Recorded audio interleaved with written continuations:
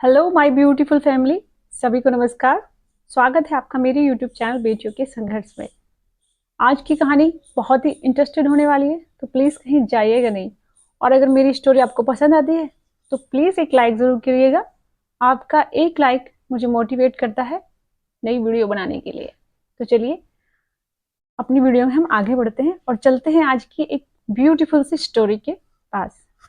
इस स्टोरी का सुनाने का मेरा जो रीज़न है वो आप लोगों को मोटिवेट करने का है कि कैसे हमें अपने मन से हारना नहीं चाहिए और हमेशा अपने मन को मोटिवेट करते रहना चाहिए। तो चलिए मैं आपको इस कहानी के थ्रू कुछ बताना चाहती हूँ। सुनिएगा नहीं? सुनिएगा नहीं? सुनिएगा। चलो, एक फकीर था और उसके पास 3 गठरी थी। उनको लेकर वो अकेला बूढ़ा था और अकेला उस बोझे को लादकर जा रहा था। रास्ते में उसे एक नौजवान लड़का दिखाई देता है। वो उससे कहता है कि भाई, अगर आप मेरी एक गठरी ले लो तो मैं आपको इसके बदले 300 स्वर्ण मुद्राएं दूंगा। सॉरी, 300 नहीं, 3 स्वर्ण मुद्राएं दूंगा। तो वो लड़का खुशी खुशी उस गठरी को ले लेता है और चल देता है। और गठरी जैसे उसने ली तो गठरी बड़ी भारी थी। अब वो उसको आगे लेके बढ़ा, चलता रहा आगे। रास्ते में चलते चलते पूरा गांव गुजर गया और आगे सुनसान रास्ता पड़ा। उससे निकलते हुए देखा कि वो जो बुजुर्ग था वो बहुत पीछे था। तो उसने उसको बोला कि महाराज आप आगे आ जाइए थोड़ा सा। इस पर वो कहता है कि आराम आराम से चलो, मैं आपके साथ आ ही जाऊंगा, आप चलिए। अब वो चलते चलते एक नदी के किनारे पहुंचते हैं। अब नदी पार करनी थी। लड़का तो बड़ा था, हष्ट-पुष्ट नौजवान था वो। जो फकीर था वो बूढ़ा था। उससे वो आराम आराम से आ रहा था। और अब वो लड़का तो नदी पार करने लगा गठरी लेकर के। अब देखा जो वो फकीर था वो पीछे था। उस फकीर ने कहा कि मुझसे ये नदी पार नहीं होगी, आप एक काम कीजिए कि मेरी दूसरी गठरी भी ले लो, तो मैं आपको 3 स्वर्ण मुद्राएं और दूंगा इसके बदले।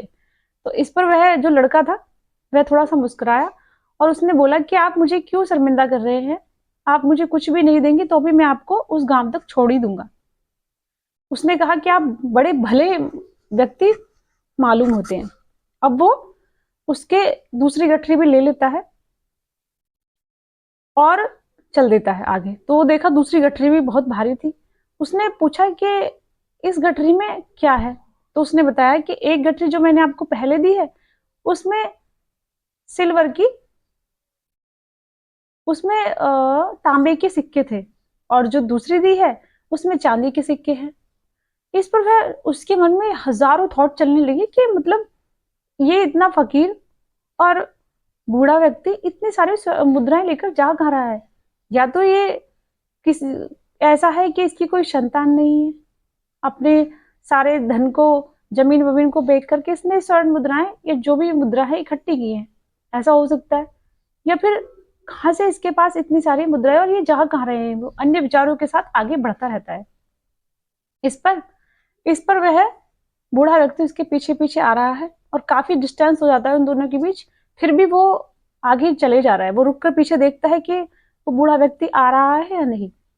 अब चलते चलते हजारों उसके मन में सवाल है, लेकिन वो उससे कुछ नहीं पूछता। जो वो बूढ़ा व्यक्ति है उससे नहीं पूछता कुछ भी। और वो लड़का अब आगे चले जा रहा है। फिर पहाड़ी वाला रास्ता था। अब पड़ते हैं पहाड़, उस पहाड़ी से होकर के उन्हें उस गांव के पीछे जाना था। पहाड़ी के पीछे उस गांव में जाना था। अब वो उसकी गठरी, अब जो बूढ़ा व्यक्ति था उसके पास एक गठरी और रह गई। अब उस बूढ़े व्यक्ति से तो खुद ही नहीं चला जा रहा, तो वो गठरी लेकर क्या चलेगा। उसने बोला कि भाई, अगर आप मेरी तीसरी गठरी और ले लो तो मैं इसके बदले भी आपको 3 स्वर्ण मुद्राएं दूंगा। तो इस पर उस लड़के ने वो गठरी ले ली। अब गठरी लेने के बाद वो तो आराम से, जो फकीर था वो चल रहा है, लेकिन लड़के पर बहुत बोझ हो गया। वो आराम आराम से पीछे आ रहा है। तो इस पर वह पूछने लगा कि इस तीसरी गठरी में क्या है। इस पर राजा ने उत्तर दिया कि इस तीसरी गठरी में इस तीसरी गठरी में स्वर्ण मुद्राएं हैं। अब उसका सर घूम गया, स्वर्ण मुद्रा के नाम से वो सोचने लगा। चांदी की सुनने के बाद ही उसके मन में हजारों सवाल थे कि क्यों ना मैं ले जाऊं इसको, अपना एक व्यापार शुरू करूंगा। अब सोने के सुनकर उसने सोचा कि क्यों ना मैं, ये बूढ़ा व्यक्ति इतने मुद्राओं का क्या करेगा, क्यों ना मैं ले जाऊं, इससे पूरी जिंदगी में आराम से कटेगी, मुझे कमाना भी नहीं पड़ेगा और मेरे सारे सपने भी पूरे हो जाएंगे। इस गठरी को लेकर मैं चला ही जाता हूँ। फिर वो अपनी, वो ये सोचता सोचता बार बार ये सोचता है नहीं ये गलत है, मतलब मैं किसी और के इस तरीके से नहीं ले जा सकता, वो उसका धन है बूढ़े व्यक्ति का। लेकिन इस पर, इसके बावजूद भी उसके मन पर लालच हावी हो जाता है। और लालच बुद्धि को, जब लालच बुद्धि पर हावी होता है तो बुद्धि की सोचने समझने की शक्ति खत्म हो जाती है। अब वो सोच रहा था कि जैसे ही ये पहाड़ी से ढलान आएगा नीचे की तरफ उतरने के लिए, तब मैं इस बूढ़े व्यक्ति को छोड़कर इस मुद्राओं के साथ भाग जाऊंगा यहाँ से, और ये मुझे कभी पकड़ भी नहीं पाएगा क्योंकि उनसे चला ही नहीं जा रहा है।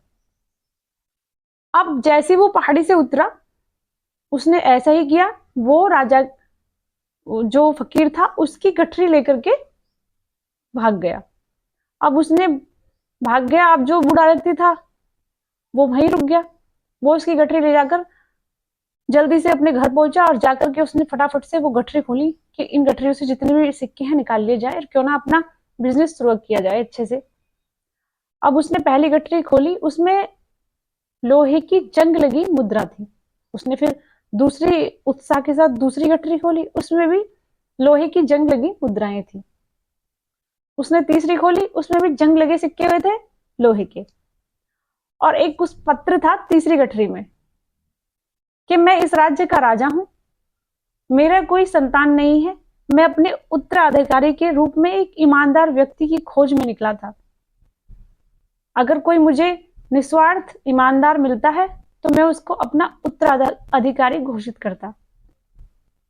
अब उस पत्र को पढ़ने के बाद वह जो लड़का था वो अपना सिर मार मार कर जमीन पर पटकने लगा और चिल्लाने लगा कि ये मैंने क्या कर दिया। इसीलिए लालच और गलत उम्मीदें, जो गलत हम सोचते हैं, हमारी सोच का प्रभाव हमारी माइंड की सोचने समझने की शक्ति को खत्म कर देता है। और महात्मा बुद्ध भी कहते थे, और बड़े और मोटिवेशनल भी होते हैं जो इस तरह की बातें ही करते हैं कि हमारी जो सोच है ना वो हमारी बुद्धि को चलाती है। हम जैसा सोचते हैं फिर वही हमारे, जो सोचते हैं वही वर्ड बनकर हमारे मुंह से निकलते हैं, और जब उन्हें बार बार बोलते हैं तो ये यूनिवर्स उसको क्रिएट करती है। फिर वैसा ही हमारे साथ घटित होता है। इसलिए हमेशा पॉजिटिव सोचें, पॉजिटिव रहें और पॉजिटिव ही बोलें, तो देखिए आपके साथ पॉजिटिव होगा भी। अगर वीडियो अच्छी लगी है तो एक लाइक जरूर करना। धन्यवाद।